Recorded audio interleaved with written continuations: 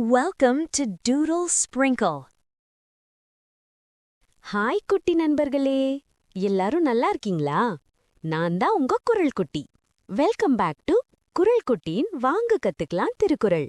இன்னைக்கு நாம கத்துக்க போற குறள் கற்றதனால் ஆய பயனென்கொல் வாலறிவன் நற்றாள் தொழார் எனின். இந்த குறளோட அர்த்தத்தை புரிஞ்சுக்க நாம ஒரு சுவாரஸ்யமான குட்டி கதையை கேட்க போறோம். அமைதியான அழகான கடற்கரை. மென்மையான அலைகள் கரையைத் தொட்டு மீண்டும் கடலுக்குள் சென்று கொண்டிருந்தன. தூரத்தில் சூரிய ஒளியில் மின்னும் ஒரு சிறிய தீவு தெளிவாக தெரிந்தது.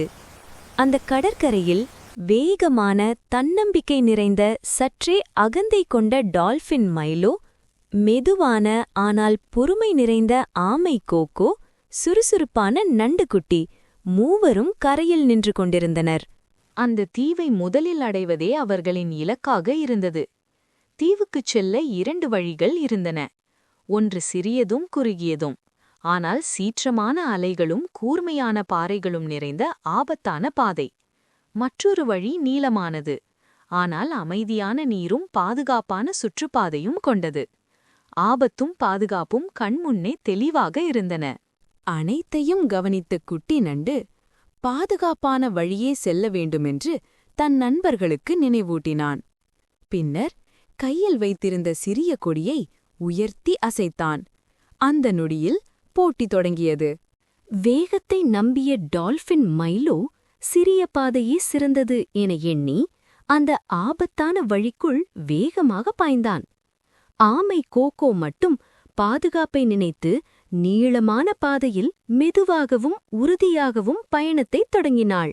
நண்டுக்குட்டி கரையோரம் இருந்து இருவரின் பயணத்தையும் கவனித்துக் கொண்டிருந்தான்.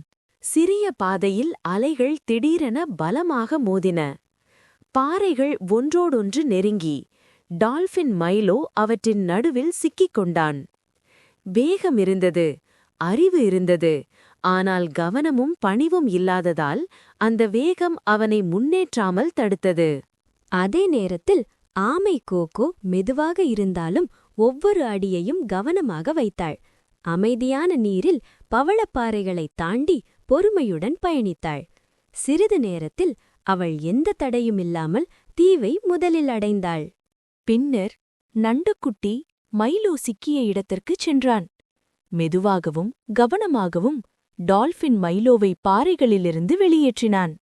தாமதமாக மைலோ தீவை அடைந்தான். வேகம் இருந்தாலும் பணிவில்லாத முடிவு தன்னை பின்தள்ளியதை அவன் உள்ளுக்குள் உணர்ந்தான். அன்றைய பயணத்தில் ஆமை கோகோவின் பொறுமையும் நண்டுக்குட்டியின் உதவியும் உண்மையான வெற்றியாக மாறின. அறிவு மட்டும் போதாது, அறிவுடன் பணிவும் மரியாதையும் இருந்தால் மட்டுமே அது வாழ்க்கையில் பயனளிக்கும். குட்டி நண்பர்களே, இதுக்குத்தான் வள்ளுவர் சொன்னார், கற்றதனால் ஆய பயனென்கொல் வாலறிவன் நற்றாள் தொழார் எனின். அதாவது, படிச்சிருந்தாலும் நல்லவர்கள மதிக்கலனா அந்த கல்விக்கு முழு பயன் இல்ல. அதனாலதான் நல்ல அறிவு கூட்டல் மரியாதை ஈக்குவல் டு வெற்றி. பாய் பாய் குட்டி நண்பர்களே, இன்னொரு குறளோட சீக்கிரம் சந்திப்போம்.